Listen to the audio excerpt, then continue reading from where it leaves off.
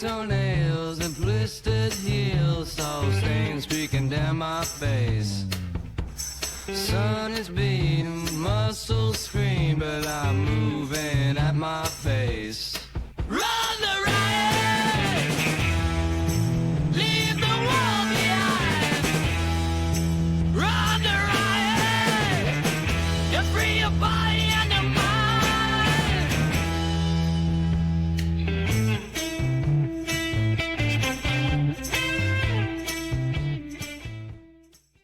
Today on the Run the Riot podcast to have Ben Light back on, man. What's going on, Ben?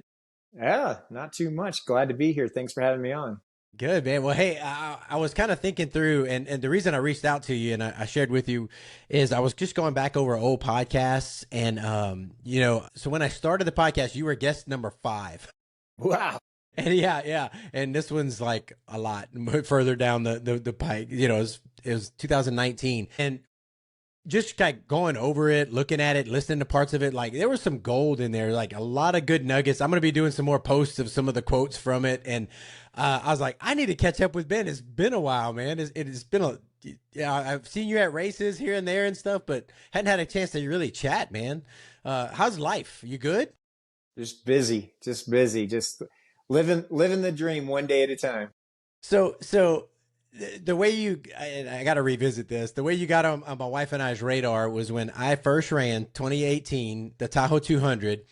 And, you know, I'm running it. I don't know what I'm doing. It's my first 200. I'm just trying to get it done. And then there's this guy who keeps showing up at the, like, way behind everybody else on the 200. And we had no idea what you were doing, but there's this Ben Light who's just his dot's way behind everybody else. And then after we finished, to find out that you had just ran the Wasatch 100 and zoomed over and started the Tahoe 200. I was like, that's a crazy man. I want to talk to him. It was one of those crazy ideas while running another 200 that has said, "Hey, I wonder if I could do that." Yeah, that was wild. But I don't know what is it. What is it in you that makes you want to do stuff like that? Because you know, looking back, you were just doing a lot of stuff even before that. But what is it that makes you say, "Hey, I want to. This looks hard. Let's try it." In all honesty, like there's like different. I guess there's different kinds of people, but maybe you can narrow it down to 2 kinds of people. It's like the people that say, "I wonder if I can do that," and the people that say, "I wonder if I can do that," and then go try it. Like, I think we all do that in a way. I mean, you watch something pretty remarkable on TV or or the internet or Instagram or whatever. And you're just like, that's really cool. I wonder if I could do that. Or like, what makes him or her special and not me? You know, like what's the difference and stuff like that. And I think that's the kind of like thing that kept entering my mind. And then, you know, it's just one day you kind of get the courage to, all right, well, let's figure it out. Like, you know, like, yeah. Let's just make, you know, let's work backwards, you know, like if I'm going to do this, what needs to lead up to it? And just kind of like work your way backwards to the point that you're at and then start working your way forward. Yeah. Yeah. Nice. I like it. You know, yeah, I think there's a lot of, I don't know. I always want to be able to look back at my life and say that, you know, I tried all the things I wanted to try, you know, all those crazy things that I thought of, like I gave it a shot. Might not have, you know, succeeded in them all, but I found out. Exactly. Like, why not? Yeah. Yeah. Well, so you've been like, you know, since you were on my radar there, and then the next thing Western States in 2019, I'm running Western States, and there's somebody behind me. I was like, I know that voice, and you were pacing for Western States, and we got to share some miles out there, and it seems like a theme in your, I guess your career, your running career, whatever, that you are always like just out there helping people. I've seen you so many times crewing, pacing, working at an aid station. So you do a lot of things, but you also, you give a lot of yourself, man. And it just really shows. Like I've seen you I've seen you in person at just so many races doing it. And if not in person, online. And so what is it in you that's like, you do the things, but you also try to help other people do the thing? Well, like, I mean, obviously, when you accomplish things, obviously there's like this empowerment of growth and, leveling up. I guess you can say everybody enjoys leveling up. Everybody enjoys, and it's not actually you know, doing the actual event. It's like the preparation process that helps you level up. But you start to learn and learn and learn. And as I gained knowledge and experience through experience, whether it was completely messing up or being successful, you kind of like, you start to learn like the recipes for success in certain situations. And you then, like there's so many people that donate their time to help you Mm. succeed in your adventures or your goals.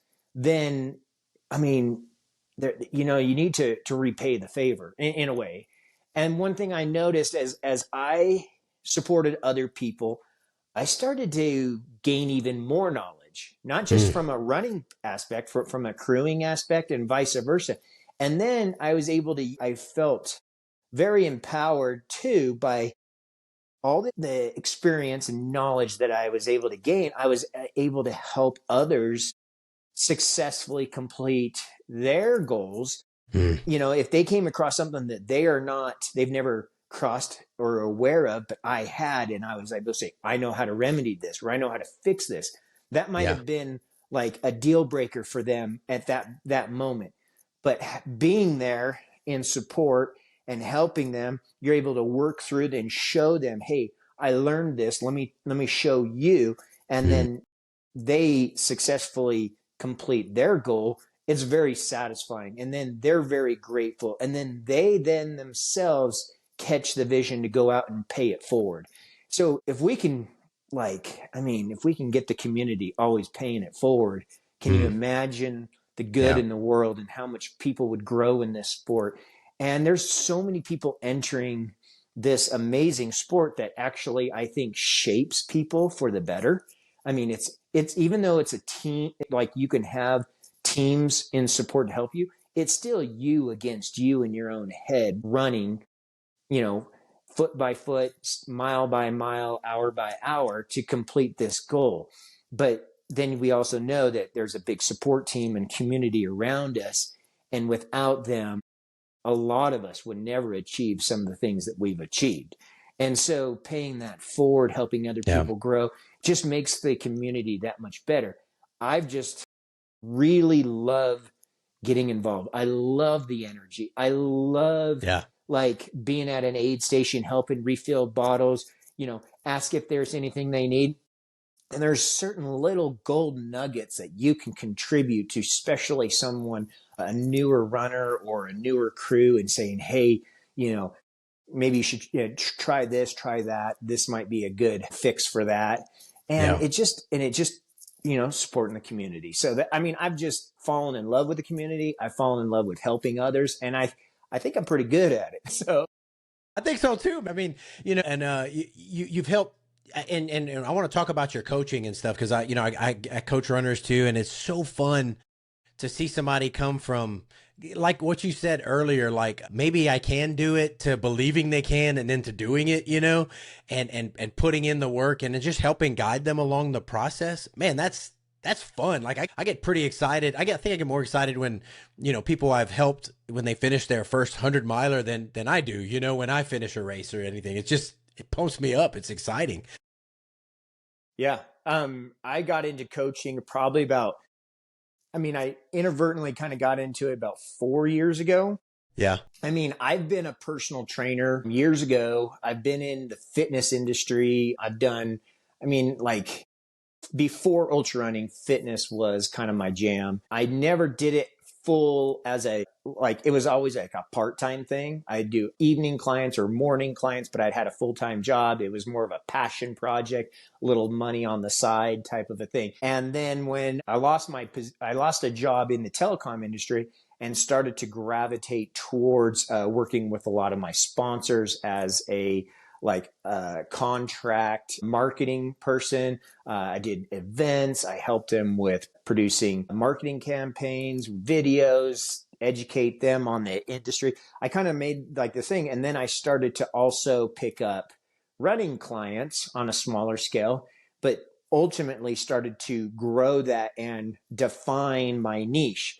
And what I found, like what makes me different as a coach and where I kind of like where my lane is or where my strengths are is one, I love lifting weights. I Same. love strength training. I love the gym. In fact, it's people probably are weird, you know, like look at me kind of weird, but I love the gym probably more than I love running.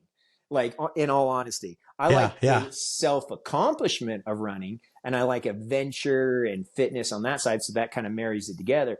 But I never give up the gym. I'm Same. always doing a level of strength training. Obviously, when I'm peaking in running, it's a lot less. But then soon after an event, I go back in and I just enjoy strength training. Like right now, it's no run November for me. Like literally, I'm not running. I'm walking in the evenings, usually with my wife. But then I'm in the gym 5 days a week, sometimes six, doing different style of workouts, plus a lot of stair climbing, treadmill. And that's kind of stuff like more hiking with a ruck, with a weighted vest, with ankle weights, all these different things to strengthening my foundation. So my niche as a coach is combining the strength training and marrying it with endurance running. So like when clients do come to me and they reach out and they say, hey, I'd like to look at you as a coach, I kind of like be super transparent with them. Like, this is my niche. So if strength training is not your interest, you're probably going to pay a little bit too much for my coaching Yeah.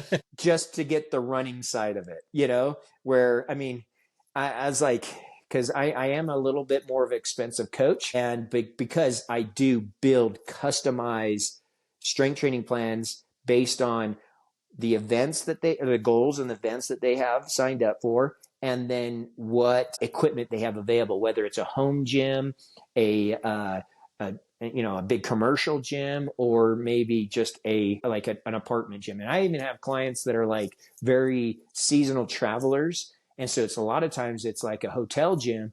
And Yeah. so we kind of create a couple different formats depending on what kind of a gym that they end up utilizing. And even down to, I mean, a lot of my clients are actually military clients. I was on a military podcast, and probably half my business now is all military clients working towards special forces or ex-special forces that are getting into maybe like adventure racing or ultra running. And then another good amount of them are like CrossFitters, professional CrossFitters, or just CrossFit people that love CrossFit that want to take on their next challenge of 50 miles, 100 miles, or even 200 miles. So that's kind of like my niche. And it's like, and I love it. Yeah. I'm with you, man. I was, like this week I'm tapering. I'm doing a marathon this weekend, but like because I'm tapering, I know I'm gonna be at the gym every day. I got to do something. And so like I'm running. So I love lifting. I'm still setting like strength goals. I just turned 50. I'm still setting strength goals, like I maxed on my bench. I was like, yeah. So I'm with you, man. Like I like being a gym rat as well as a trail trash, just, I love it. I love it. It's good. It's And awesome. yeah, and you've run enough to know, like, you've got to have, we could probably both just go lose a whole bunch of weight, lose a lot of muscle and maybe run a little faster. But I like feeling really strong running through the woods. And like, if I fall, I don't feel fragile. Like I feel tough, I feel like a linebacker running through the woods. And that's what I want to feel like, Yeah. I mean, you're exactly right. There's like, I'll get people that reach out and they're saying like, do you think having that much muscle helps you or doesn't help you? And I'm like, well, obviously it's a give or take in any aspect. On the shorter the distance, I think the muscle actually is kind of the amount of muscle that maybe we carry more so than like a someone that's doing a lot less weights and more like body weight exercises, like marathon runners. So if you're like a 50K and you're carrying as much muscle as I'm carrying, I'm going to be as slow as like dirt. You know, I'm gonna be, the only way I'm going to beat you is if there's a lot of vert or something like that. Some, you know, like, I don't know. It's just like, I'm not that top end speed. But now if we move over to a 200 plus and our aid stations become farther apart, we start to have to carry more required gear. Our packs become about, you know, between 10 to 15 pounds, depending on how much water and mandatory gear that we're carrying.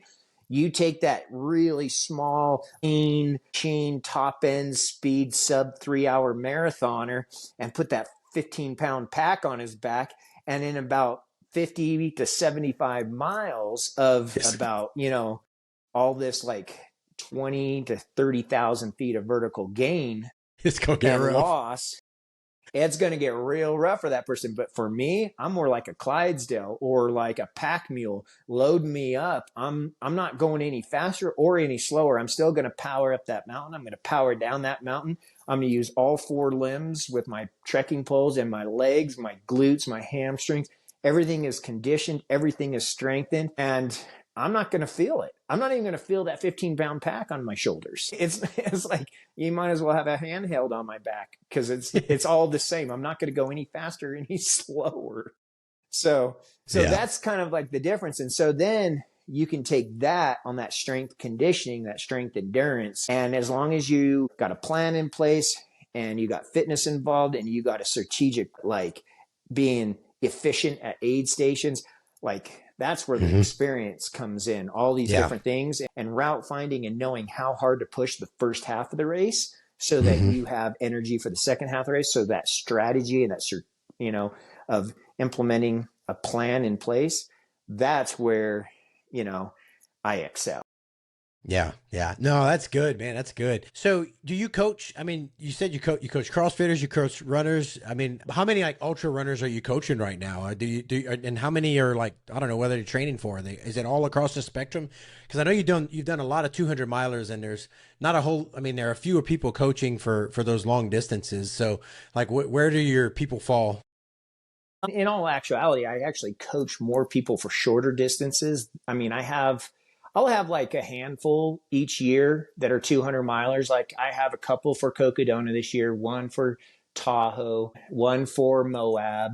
I had one for the Divide last year. I always have onesie twosies, you know, for the 200s. I don't have like a huge, like, oh, that's my bread and butter. I have probably more military and CrossFitters getting into ultra running than I do have veteran and stuff like that. And so, but I cap at 15. I mean, I know everybody has a different number. There's some people out there with like tons. Yeah. But I kind of like, I really value my time. And so 15 is probably like, I mean, as I get full, like I'll sit with 1 or 2 openings, but in the summertime I'll be full. Like right now I have like probably about 3 or 4 openings with people falling off for the holiday season. And then, you know, hopefully there's a place they're like, hey, I'm coming back in like February or January. And I'm like, you know, as long as there's an opening, you know, kind of thing. I'm really strict on honoring my time, because my coaching, I've just noticed with my customized fitness plans and helping them like advance within the fitness as well as in the running. Yeah. It's just a lot more time consuming. And I've just noticed that I kind of have a value of time on each individual client. And then I also have in-person clients. So here in Heber, I actually train in person. I cap at 5. I'm actually maxed out at 5 athletes that are local. I got like something that's working towards the Olympic biathlon team. I have an old professional, like long distance swimmer, triathlete. I have a couple of different, ultra running getting in there. And then actually lady that's just, She did like a 10-day backpacking trip in the Dolomites last year. This year, she's going to do a long trek through Peru. So she hires me to in-person trainer and to build a plan to help her with her vert and to get prepared for these long distance adventures that she's been doing later on in life. And so Yeah. I do those kind of things as well. And me and Mike just launched our crew for hire business because I have been doing crew for hire Sweet. solo, but part of our Great Western Adventures company that we're launching events, but we're also launching professional crewing, and we're almost full for all the 200s this year. We have Bigfoot's the only race that we have left that we have not been hired for. All right, so everybody listening, if you're running Bigfoot, you need a crew. Dude, that's fantastic. You know, my wife and I had talked about that a while back about starting something like that to do logistics and then crewing for people. And I crew the runners I coach, but man, that's huge, especially people who don't maybe have a running community, or they can't, they just want somebody that knows what they're doing. And you guys have been through the ringer, man. Y'all know, you've seen the things, man. That's exciting, man. That's awesome to hear. What races are you guys doing? What races are you putting on? Okay, so Great Western Adventures, we just launched it this year. So Great Western is actually a trail like the Appalachian Trail and like the PCT.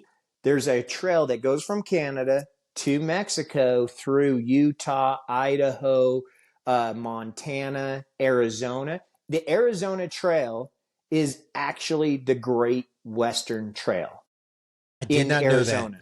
Yeah. I did not know that. That's awesome. There's actually and it's actually, like you got Appalachian's 2,100. I think PCT is 2,300 or something like that. This is actually 4,000 miles, the Great Western Trail. Okay, I gotta look this up. Yeah. And it's actually still I've actually been working a little bit with there's actually a organization that oversees, just like the Arizona Trail Association, there's a Great Western Trail Association that's trying to vitalize it and bring it to like a Pacific Crest Trail, AT, like a Continental Divide Trail. They're trying to bring more awareness and funding and trail work to it. Anyways, all our races, we have 4 races designed so far. All our races are used part of the Great Western Trail in Utah. So it's kind of like our little part of creating some more races here in the area, the northern Utah area, and utilizing the Great Western Trail and bringing more awareness to it. So we have a CK designed that actually has 16,000 feet of vert, all single track. There's only maybe 2 miles of double track in the 60K to connect. And it's going to have a vertical K challenge within it where it's just over 3,000 feet in 1 mile. So, dude, that's crazy. It's one of the steepest, most vertical climbs in Utah, in this northern Utah, in the Wasatch Range. And so it's part of the 60K course. We have a 100-mile course that still needs to get approved by the Forest Service, but it has 36,000 feet of vert, and it's 100% single track as well. Sweet. And then we have a 200-miler that's in for the Forest Service. That's our first race that we announced. It's called the Old Ephraim 200. It's going to be up in the Logan Bear River Range area where the Bear 100 is. It's going to stretch Utah up into Idaho. It's a full circle, start to finish, I believe, or at least there's a couple of proposed plans. We're just waiting for the approval from the Forest Service, what they give us approval for. Gotcha. And so we're trying to launch that one as early as September this coming year. Holy smokes, man. Yeah, 200 miles. And then eventually our glory race, if we can get that one off and running, would be our Utah Brawl. And that's the 300 miler that me and Mike did a couple of years ago, where we ran the Bear 100 backwards. Yeah. and then connected it to the Wasatch 100 with another 100-mile connector and then ran the Wasatch 100. And so it's a 300 miler with over 66,000 feet of vert. Oh, man, dude, that's exciting. So everything's going to be pretty tough. These races aren't like for the faint of heart. Even the 200 miler is still 40. I think it's like 43 or 46,000. So wow, it's going to be it's going to be big. Dude, that's amazing. What kind of cutoffs you guys are looking at, like for the 200? What you thinking? Oh, for the 200, I think we're going to kind of keep it standard, right around that 105, 110. Obviously, like we're going to need to. I mean, your first year, you're going to have to work some kinks out. Yeah. So we'll probably actually give extra time. We're going to put on the air of caution for extra time. Yeah. But it's not anything more ridiculous than any of the like Tahoe. Like Tahoe's right in there. Bigfoot still like in that area. And I think I would have to say this one is, is going to be up there with Bigfoot. Maybe Bigfoot might be a little harder. I mean, I'm a big Bigfoot fan. I'm a big Bigfoot fan. That's like my favorite 200 out of Candace's races. And she's such a pioneer in this. She has all those races pretty dialed in. So we're hoping to, bring some of our experience to help, be up to her standard, obviously, and stuff like that. And then our 100 miler, 36,000 feet of vert, that's going to need it's going to need a 48 hour. We're going to put it up there. Obviously, we don't have the altitude that Uray and Hard Rock has, but it's definitely going to have the climbs similar, the difficulty. So we'll put that in that 48-hour period of time frame. Yeah. So what time? So you said September for the 200 miler. What time of year are you looking at for the others, for the 100? The 60K, we'll probably launch the 60K this year as well. And that'll be the end of September. That one's going to actually hit everybody in the local community kind of hard because you got the Bear 100 and the Wasatch 100 on that second half of the month of September. But the thing is where this is located. Like if the Forest Service gives us that time, we need to be before October because that's hunting season.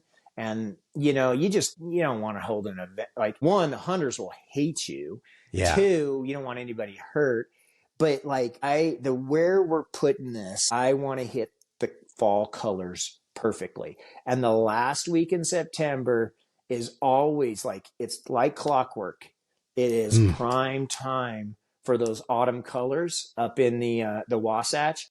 Yeah. And there's nothing better than just suffering in pretty beauty. Colors. Yeah, that's right. Might as well be in something beautiful. And you got the cooler temps.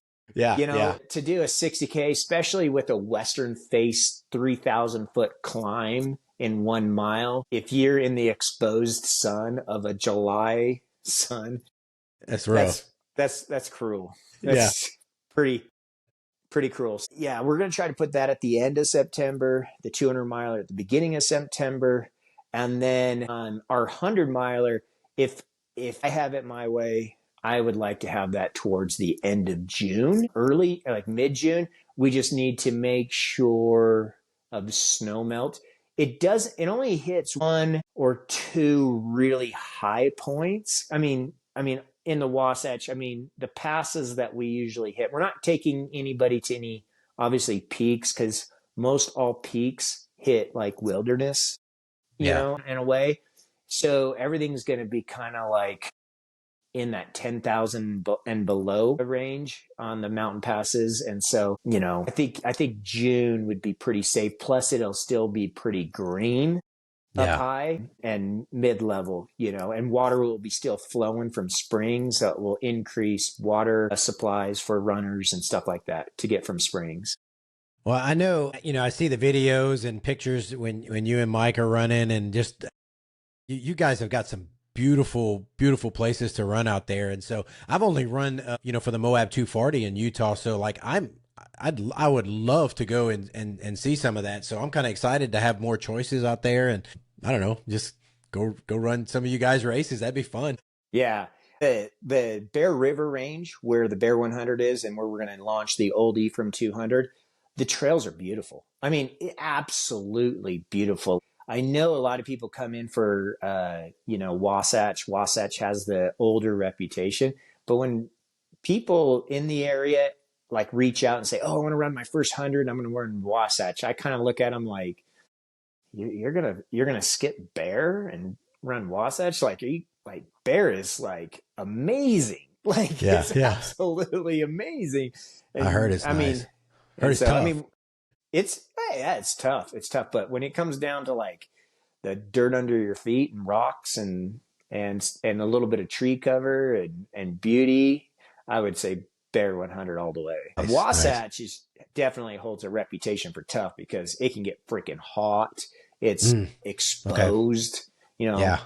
and you got to look at the Wasatch when it was created. There isn't the trail system that we have today with all the work that's been put in from the Forest Service to volunteers and throughout the years. So when they created that route originally, it was what they had to deal, what they had available, and a lot of it was just dirt road. And so Yeah. that's why you get a lot of dirt road in the Wasatch 100. Oh, gotcha. Well, that's exciting, dude. I'm gonna be I'll be watching, man, and then watching it unfold and rooting for you guys, man. It's it's good. It's a good thing, man. More races and new areas, and I like it. Yeah, we're excited about it. Obviously, there's a lot of pressure, I guess you could Yeah, say. Like yeah, I want it to be access. I want everybody to have a good experience, and yeah, so trying to cross all your T's and dot all your I's, yeah, and try not to fall flat on your face the first yeah, year yeah. out. Well, and you guys have been to enough races, and I mean, you kind of know the drill, you know what's there, and I know you've worked aid stations and stuff, but you also probably been there some races where the support wasn't what it should have been or could have been, and kind of, and so you know how it leaves a sour taste in your mouth, and you don't want to do that for others. You want them Yeah, excited, come out, suffer, have a good experience, push through, get it done, and be supported and encouraged, and then come out of the other end having a great experience. And that's, you got to work hard for it, but you got to do that. yeah, yeah, exactly. I mean, I have high expectations for us, so I want everybody to have a great experience, and then I want the volunteers to have a good Mm, experience as well yeah. as the racers and the support crews and stuff like that. So I've been on all aspects, all sides. And so, and I know you can't please everybody, but Right. I Right. would like to try to please the majority. Yeah. Nice. Nice. Well, Ben, so you've been busy. You've been coaching in person. You're coaching people remotely. You got all this stuff going on. You've been crewing and all that. So personally, man, what's going on with you? Like, you got any races on the horizon, or what you got planned for your own fitness and running?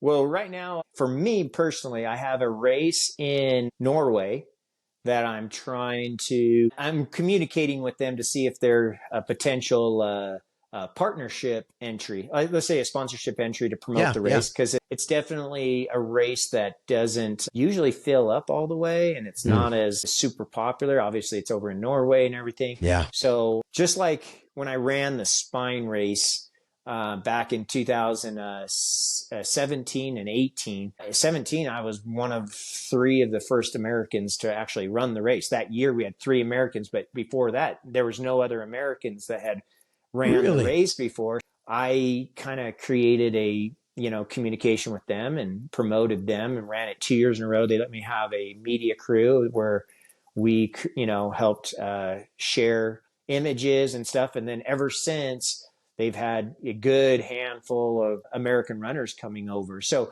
I I know a kind of reached, few. I know quite a few, and I didn't realize that you kind of started the trend, man. That's good. I like it. yeah, yeah. I mean, John Kelly had the fastest time for a while. I forget if he has it still or if it went back to. I mean, I can't remember because there's a couple of people that have set the FKT as well. So it's like Yeah. they're doing the FKT and then they're also doing the spine race, and then you got the winter, and then now you have a summer version of the spine race. So they've really blown that race up. Where when I ran, it was just two distances. It was half, the first half or the full thing in the winter time, and now it's like you can run the first half, the second half, the full thing, both winter or summer. So yeah, you can kind of preview it. But the full is like what, 268 miles, something like that. Yeah, 268 in the spine. So this race in Norway is 300 miles. It's done as a team, so you could have a team of 2 or 3, but you have to stay together. Okay. So I've proposed to them to come in as a team option. And me and Ashley Paulson are interested of teaming up and going over there as a male-female running team. Yeah. And then, but this year they also have a solo division as well. So I think there's a handful of spots left open for the solo division. Yeah. And so you could run the whole thing. Now, obviously, I think the solo division will be the fastest division because you won't have to slow down for a partner at any point in time, and you can make your own decisions. But when there's 2, everything's just a little bit like you're only as fast as your slowest person. Yeah, yeah. And each person has a different ebb and flow, and yeah. Yep. Yeah. So yeah, I think it'd be freaking running across Norway in the mountains of where all the Vikings crusades, and with the Viking beard you got going on there, man. Yeah. Exactly. Throw some like braids in it. Get a little rustic look. And so that's going to be July. Okay. On top of like all the crewing, like Cocodona, Tahoe, not Bigfoot yet, but Moab. Then right after Moab, Mike's gone the last, me and Mike went to the AZT, battled each other back in 22. And then he came back in 23 and 24. Yeah, there you go. I got the hat, man. So he came back. I was supposed to come back this year. Okay. He did it last year solo. And then I was going to do it this year, but I still was having issues with my a stress fracture in my foot that I just don't, it's been resolved now, but I didn't feel like in September I could still feel it. So I was like, there's no reason to just get overly excited about 800 miles when I haven't had the proper lead up of training. So So now that my foot's good, so this year is going to be my year. 2025 is going to be my year. Sweet. To go give the 800 mile a shot again. And so we'll see what happens with that. And that'll be the end of October, first week in November. Nice, dude. That's awesome. That's pretty full year. That's big races, big stuff. I don't need anything more than that. Yeah, no, you're good. You're good. Run a bunch of, pace as much as possible. Like I think in August, I paced every weekend and into September. And then I think between August, September and October, I only had one weekend off that I wasn't at a race pacing a client. Nice. That's cool. That's fun, man. Well, hey, speaking of AZT, my buddy Nick Fowler, he's from here in Tulsa, Oklahoma. Yeah. Dude, we didn't know he was back there. He reached out and I was like, wait, Mike's starting the same time. I was like, this is going to be fun. Like, what, Yeah, he's pretty beat up, but he got it done. I want to talk to that guy. And the fact that he did it self-supported, mad respect. Respect. Yeah. I told him, I said, we were talking last week, and I said, man, if you get, if you want to try it with support and see how fast you can go, man, count me in. I'll be glad to help you, but he's a beast, man. I don't know. He's just, I don't know. He just does it. It's crazy. Did he say that he kicked it at all at the end to get, because he was within 7 hours. So he had to have kicked it, He had I'm trying to get him on the podcast. We just haven't been able to get our schedules because he's right down the road, but I haven't got the full story yet, but I know he had to push a little bit at the end to finally get there. And he crawled it in pretty much, dude. Well, that's awesome. You got to think about that. We're over here doing support, as much water as you want when, road crossings, Yeah. people, running, maybe carrying extra weight for you. If you have a pacer that's might Yeah. be, Yeah. muling for you. I mean, it's support. There's so much, but then when you go self-supported and did he do his caches? Did he say that he did caches? Yeah. I mean, obviously. Yeah, he'd shipped some stuff to a couple different places along the way. I forgot how many miles, but I'm curious to get the particulars, because I love hearing all the logistics of Yeah. it. But he had a couple caches, at least two, maybe more, but to pick things up, and he just kept going, man. So I That's don't know. awesome. Yeah, I can't wait to hear him like unpack it. But he's Yeah. still limping around pretty good. So, That's pretty impressive. I mad respect. I mean, I just love it. I love seeing people raise the bar. yeah, and he trained and just went out and did. And did you hear? I got to share this. He started, and he got, I don't know, 100 miles in, was puking and throwing up and all this, and then stopped, rested for 2 days, and then started again, and then broke it. Oh, okay. Yeah, like he started and went back to the beginning. Like he went stay with somebody and like started all over again. Wow. Yeah, I wonder if that was like the day before us. I don't because remember. So we started 2 days before him because he Okay. started the same day as the female supported runner starting. We knew about her, Okay. Georgia Porter. We knew Yeah. about her, and we were watching her, Yeah. her tracker and stuff like that. Yeah. But we didn't know about him. Yeah. Even the FKT website didn't have his link up until after Mike dropped. And then when Mike dropped, all of a sudden this other, person's on track. And I was like, what's like, I was like, Who's this guy? What's going on? who's this guy? And we even heard when we were running, we were coming across some thru hikers, and even the thru hikers were asking us about another female that was in front of us trying to set a record, but we never saw her, but multiple thru hikers kept talking about her. And so we knew that there was possibly another female in front of us that we thought we would eventually catch.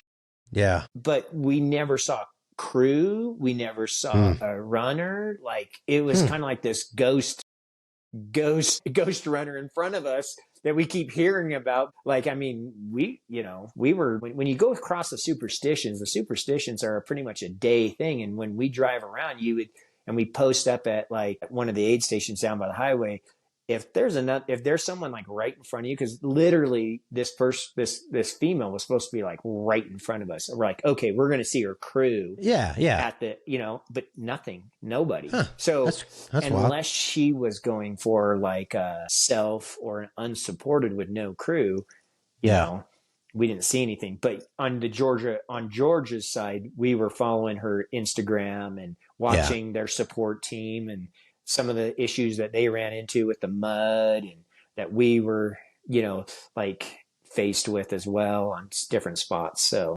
Yeah, man, I hated it for Mike that he had, golly, when I saw, but what I was talking to one of the runners I coach about, like not giving up when, you have an issue or something, like trying to work through it. And like I pointed out how Mike's thigh was so swollen, and then he wrapped it, compression, rested, ice, whatever.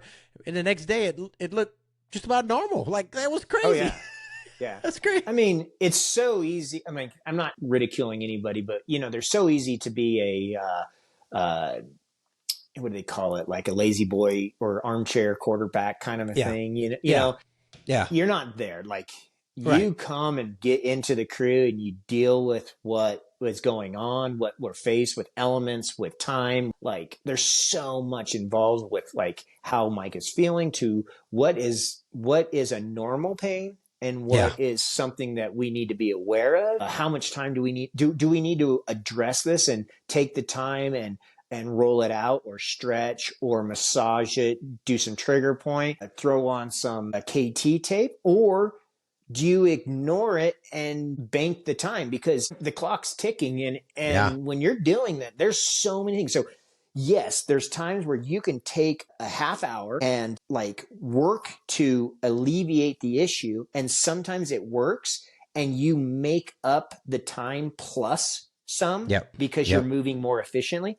But then there's sometimes you work on it, you lose that time and you go back, you go out and it doesn't necessarily fix itself. And so you lost that time, plus you're going slower. And so it multiplies. It's hard. It's so hard. We're like when his leg blew up, like he came in, I mean, we thought he was done. He thought he was done. We were like, all like, and we've done this 3 years in a row. Plus we have the Colorado Trail. Plus we have all these 200s that we've done. And we've been on 200s where we thought Mike was done and he rallied. You know? That's so like a can rally, man. Dark McKnight rises. So you're like, you approach every time that situation with, okay, well, the first rule of thumb is from anything is you don't make any decisions under the situation. The first thing you do is you rest, you sleep, you counter, you like throw some things at it before you make the call. And so we did some things. I think there was some ice involved, and then we like compressioned it, and then we like threw the boots on, and then we had him get some extra rest because he came in early before darkfall. Usually we would have kept going, but now we needed to address this issue. So now it's like, okay, we're going to go to sleep, but we're going to get up. We're going to sleep a little bit longer, but he's going to get up extra early. We actually had to drive him back. So he stopped 6 miles before the crew point because we were able to access him, and it was hurting for him to walk. So we drove over to this point where we could access him, picked him up, brought him back to the vehicles. He did his sleep, everything. He woke up the next day. His legs looked great. Crazy. Awesome. Yeah. And so we took him back around, and the first thing is I'm going to go those 6 miles and make a decision. Like, let's see how these 6 miles goes. So he's coming in on the 6 miles. He texts us, I feel great. Everything's good. Let's hit this. And so we send off the pacer with him because it's a 20-mile section up over the Four Peaks. We drive around up to the Four Peaks. He comes in. Jeff Browning joins us. Nice. Up there. So we got tons of experience right here. Yeah. And, he comes in, everything's feeling good. They move on to another 20-mile section. He comes down into that. And actually, everything was panning out. I mean, so he got over the Mazel Talls. I can't pronounce these names. And then the Four Peaks. And then we had the superstitions. And so when he went up and over the superstition, that knee started to swell again. And now he's starting to have some hamstring issues. And the hamstring issues started to hurt even worse than the knee issue. And so that kind of slowed him down, his process. And basically between those three wilderness areas, those wildernesses are the center of AZT. Yeah. Where the reason why the AZT is so difficult is because of the 800-mile length. You have to do it at a pretty decent pace. And then you have these wildernesses that are just really relentless. They don't get a lot of traffic. The only traffic they really get is the through hikers and really experienced adventurous day hikers, I guess you could say. People are going to go like up and over, and they'll do it in the sections. But it's not heavily trafficked like you would right by a city. Like most of the things by Pine right there gets frequented. Most everything by Flagstaff gets frequented. Most everything down by Tucson gets frequented. Like by the main metropolitan areas, you get frequenting, and the trail's really nice, well kept. But when you get into the distant areas, those ones don't get frequent as much. And the money from the AZT Association they strategize it towards the more frequented. So same with the Forest Service. Yeah. It's just the nature of the beast. Yeah, and so it's understandable. He came out of that in his hamstring. And so we hit a point at Picket Post. It's pretty much mile 500. Me and him went out together. Actually, like there's a long story involved, but we needed Dark McKnight Yeah.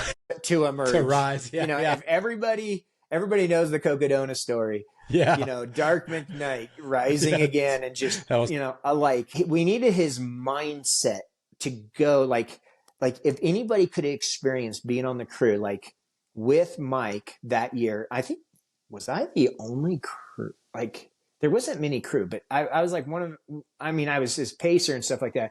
I'm just trying to remember. But anyways, Mike woke up from like when he ran into his issue at Cocodona at mile 70 ish, he was done. He told us coming in he was done. He told me that he was feeling stuff in his back. He was sick. It was done. And in fact, he was going to actually jump in the car with some of the aid station workers or like the medics at the aid station before to get a ride to us because he was done. But then Pete and Jeff Garmeyer's like, hey, dude, we're having bad days too. We're going to just walk to the next aid station. Why don't you just walk with us? So he got out of the car and he actually walked with them. He came into the aid station and he's like, I'm done. No one's trying to talk him out of it because we were already on the phone call with him. It was decided. Yeah. Yeah. He goes to sleep up in his rooftop tent. I was sleeping in the front of his truck. And then all of a sudden I get this text in the morning saying, how far are the leaders in front of me? And so I start like looking and calculating. I'm like, are you feeling okay? Like, are we going to go for this? And like, you know, like, he's like, I think I feel okay. I think I might want to just go to the next aid station, make a decision, you know? Yeah. All right. You know, like, so I start calculating. I was like, dude, like, I think it was Killian or one of them that was like climbing Mingus. Or no, they already climbed to Mingus. I think they were already coming over to Jerome. It was a huge, like 30 mile ahead or something? Yeah, it was a 50K. Yeah. It was over a 50K. Yeah, I was like, okay, 50K. We're at mile 70.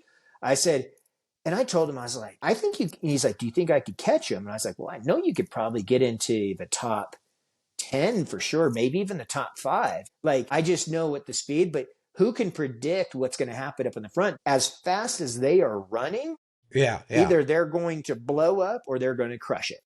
Yeah.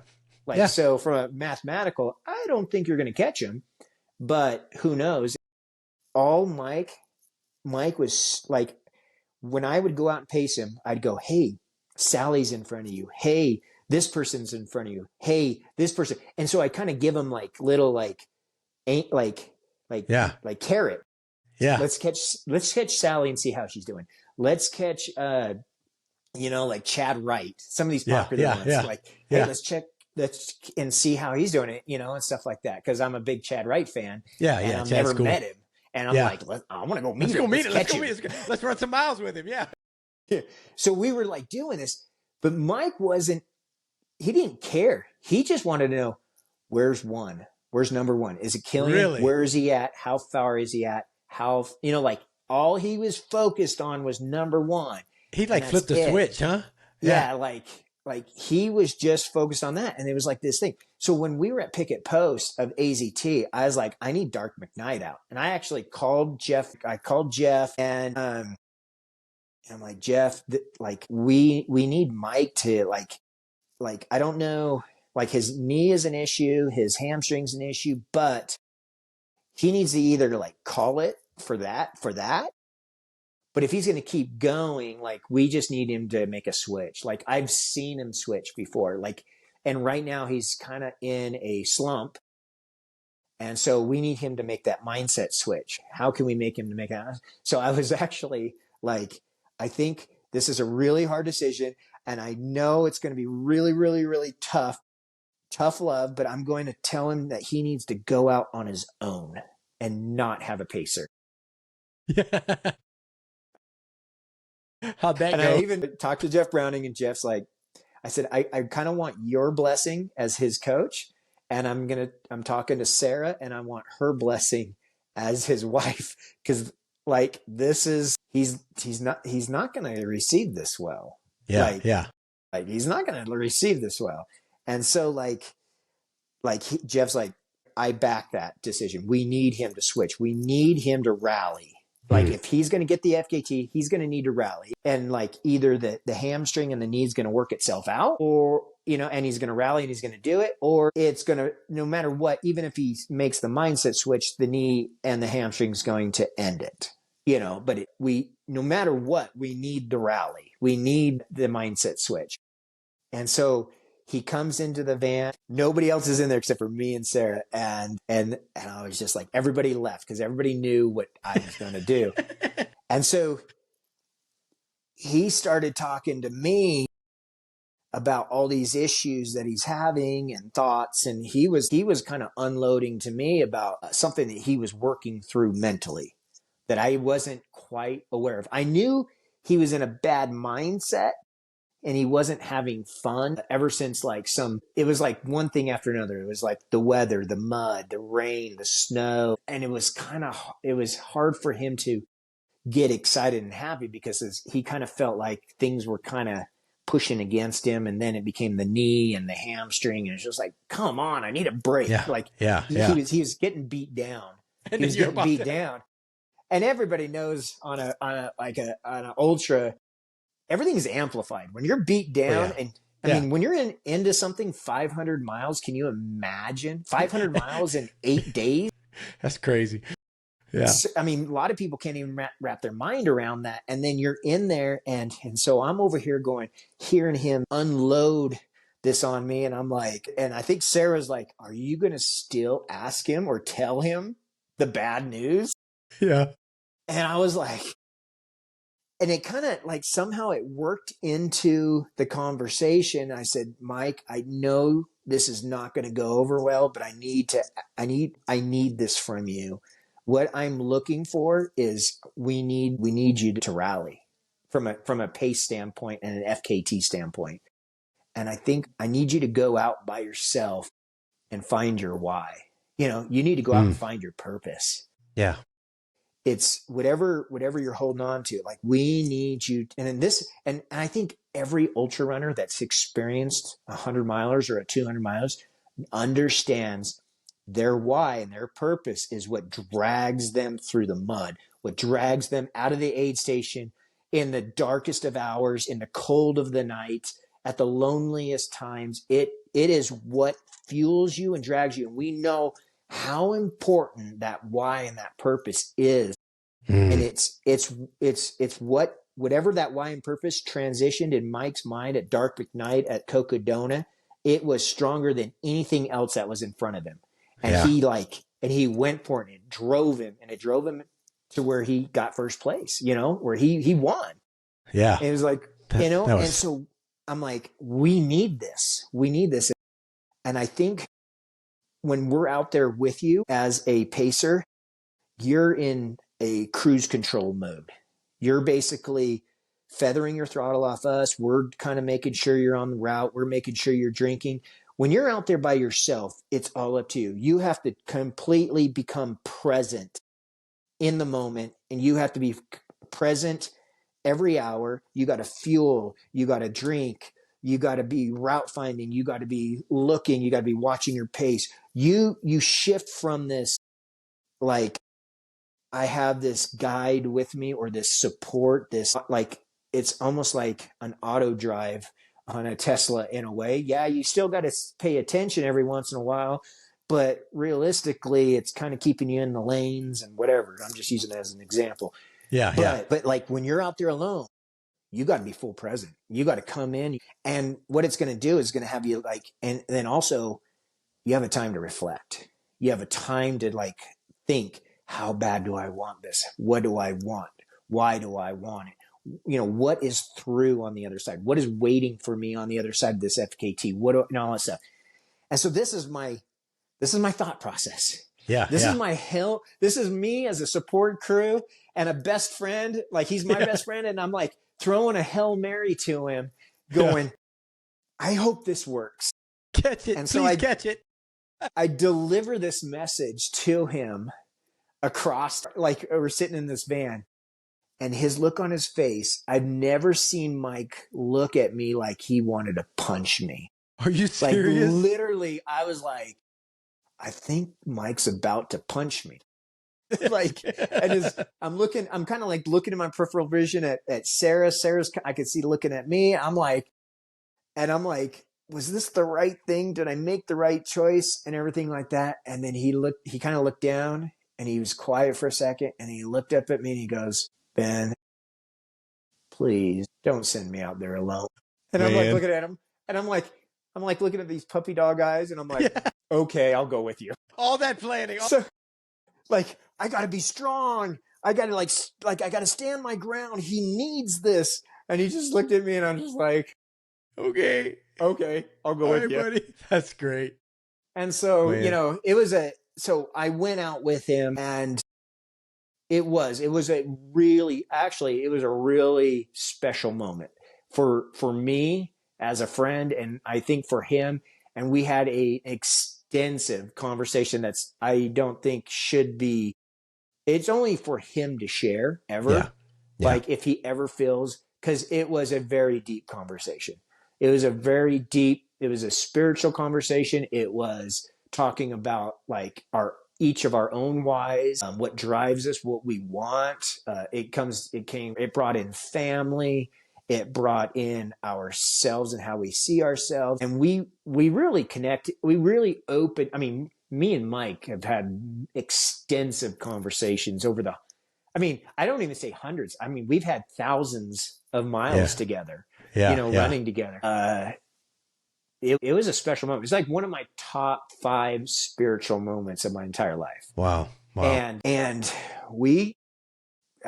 I told him like, this is all up to him. It's his decision. And I think he shared in his post about his decision. He touched, I guess, lightly on his self. But I feel that no matter how anyone views the last 3 AZT attempts, these 3 AZT attempts were supposed to happen this way. And it brought Mike as an athlete, as a father, as a human, as, a man of God, really had him look inside. And I've seen from that moment of his decision and since a complete change in him. Yeah. And so does that mean like he's never going to go back to the AZT? I think I predict that he will, someday. But it's one of those things that our events, our accomplishments, they don't define us. Honestly. I mean, they don't define us. Who we are for ourselves when the cameras are off, when no one's looking, our character of how we treat other people, who we are for ourselves, our integrity, who we are to our family, who we are to our closest friends. I think that's what defines us. When you think no one's looking and how you behave and how you act and how you react to challenges, and when, with our integrity and everything, that's really who we are. And we tend to put accomplishments and accolades and all this stuff to define somebody. And have you ever met somebody that has accomplished some of the greatest things, and then you met them as a person and you figure out that they're a turd. They're not nearly anybody that you would want to respect. And then have you met a person that does not have any accolades, but they have such strong character. They're so kind. They're so positive. They lead by example. They'll give their shirt off their back. They might be poor as dirt, but they will do anything and everything possible to help somebody out in need.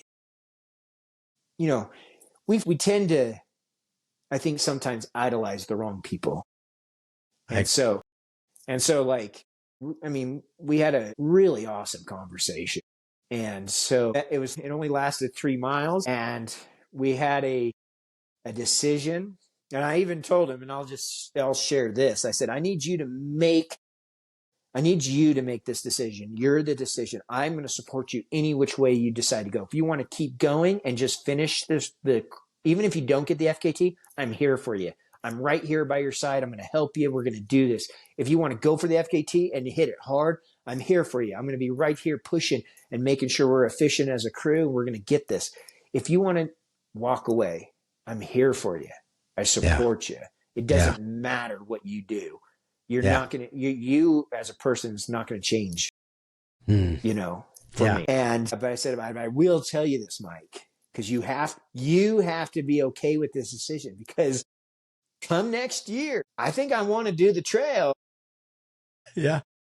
And if I get it done and I get the FKT, I don't want you to have like any animosity, or I want you to be happy for me. And if that ignites a fire under you, and maybe I do, maybe I don't, but I just need you to know that the AZT is not like in our past forever. You're never going to have to see this again, unless you just don't want to come and help me. That's fine too. But like, I just like, I wanted to be like honest like that, you know? Yeah. Cause I mean, if anything, when you're making a decision, like make sure that you are comfortable with your decision. And he made his decision, and it's been amazing to see him from that day to this. Cause I think I mean, obviously you don't just like all of a sudden know your path, but he's learned a piece of himself, and now he's moving forward. And I've seen a new fire ignite in him. He found out that he tore his meniscus. He had an MRI, and that knee issue was a real issue. If he would have kept going, I think he would have, I mean, even if the mindset changed, even if he decided to keep going, I think there would have been some major issues with that meniscus, because it's just a tear right now. I mean, it's not severed. It's not completely torn away. It doesn't need surgery, but it does. I think he was looking at PRP, or it just needs time off. Yeah. And healing. Yeah. So it was serious and stuff like that. Yeah. But without that, knowing that, he still made a decision, and it's been an amazing experience. And I mean, still 500 miles, 8 days. That's impressive. Pretty awesome.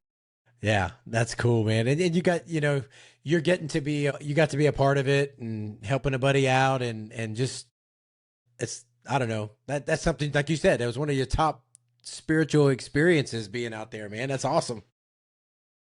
Yeah.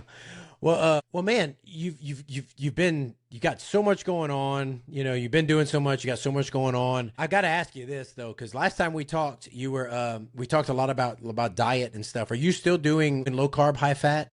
Yeah. So I'm doing low carb, high fat, but it's kind of transformed a little bit. And I mean, if you talk to anybody else in the nutrition space, when I say I eat up to like 200 carbs, they still would say that's pretty low carb. Yeah. But if you talk to a low carb keto carnivore person, they're like, oh man, that's high carb.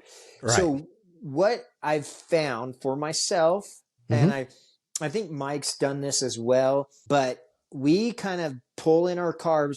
We're doing, sometimes I'll do as little as 50 carbs, and sometimes I'll do as high as 200 carbs. Most days right now, with all the lifting that I'm doing, it's up actually in that 150 to 200 carb range, but I build the carbs around my my exercise. And so there's a little bit, I'll go in with no carbs too. I'll do a little bit of carbs on my way out the door, like a banana, peanut butter, or something like that. But then I have a little bit of carbs inside my pre-workout while I'm working out. And then I have a little bit of carbs in my protein drink after my workout. And then my first meal is usually a lean protein, like a chicken breast or chicken thighs, and then some potatoes. And so right there, the majority of my carbs are all consumed right around my workout. And then I go low carb the rest of the day, higher fat. Yeah. And so what I have found from this is, one, I'm getting a lot leaner. I don't know the macros around it or the science around it, but when I pull in my carbs around my workout, one, my workout is more intensified. So it's like I have more power and more energy to amplify my workout, which then creates a bigger metabolic burn. Yes. Yeah. And then I refuel my glycogen with the carbs after my workout. And then I go low carb the rest of the day. So while my metabolic burn is still high from lifting, I go no carb, high fat. So then it's just protein and fat that's fueling the rest. And so I still keep a level of fat burning in my system. And what I've found is I'm actually gaining more muscle. I don't know. And I'm leaning out. So I'm the leanest I've ever been. I'm close to, like, I haven't done it since, but I think I'm right around 7 to 6%. And I'm not sure where it's going. I'm just going to let it do its thing. That's pretty lean, dude. But I mean, I think I can be, safely, like I don't like force it. So I'm still performing. I'm still going out and doing long runs on the weekend sometime. Well, not November, but I will. Yeah.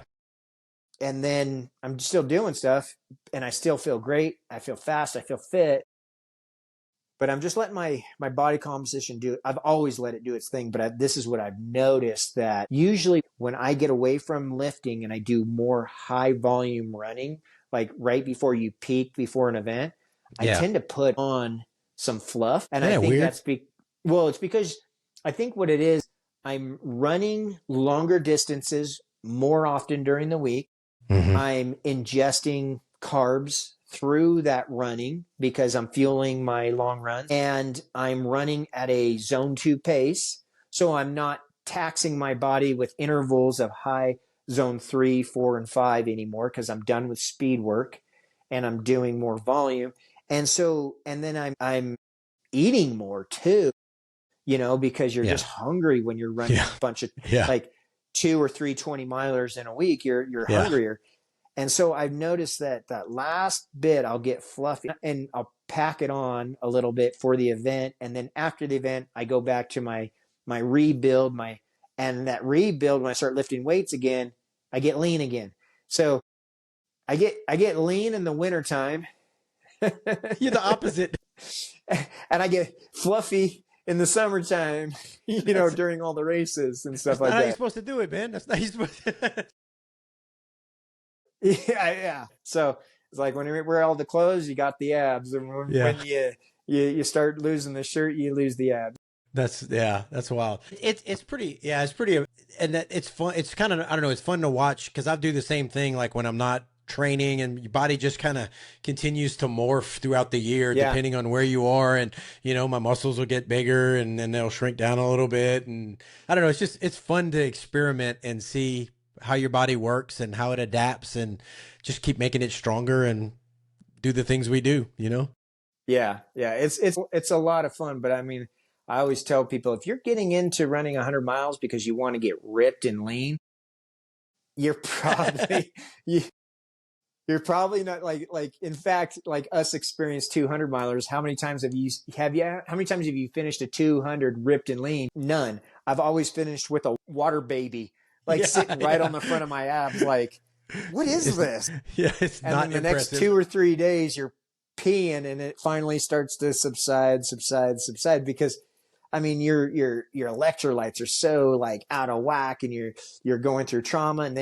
then you start pushing at the end, and sleep deprivation actually makes you retain more water too. So usually I'm a gaunt face. My wife always says, you finish a race and your face looks gaunt and your body looks swole, and I'm like, gosh, I freaking look like a troll or something like that, Yeah. That's a sexy, appealing thing. It's the things we put our bodies through, man. It's good. Yeah. So it's just interesting how it all works. Man. Yeah. Well, Ben, dude, it's been awesome catching up with you. And like I said, I'm excited to, all the things you got going on. Man, I hope it works out for the race in Norway. And believe me, I'll be watching how you guys races, how they pan out, man. I'm sure it's going to be fantastic, man. And I wish you guys the best of luck with that. I know it's going to be great. Awesome. I appreciate it. And yeah, you should reach out to Mike, get him on here, and hear his version. Say, hey, Ben shared with us that moment in the van. At Picket Post. So write that down. At Picket Post, that moment in the van. Ben confronted you with an idea. Give us your take on it. I'll do that. I'll do exactly that. I'm gonna reach out to Mike and get him on here again. That'd be fun. So I'll, good. I'll forewarn him a little bit, but yeah. Okay, all right. That'd be good. Well, Ben, always good, man. Always a pleasure to talk to you, brother. I appreciate you, man. Hey, appreciate you too, David. All right.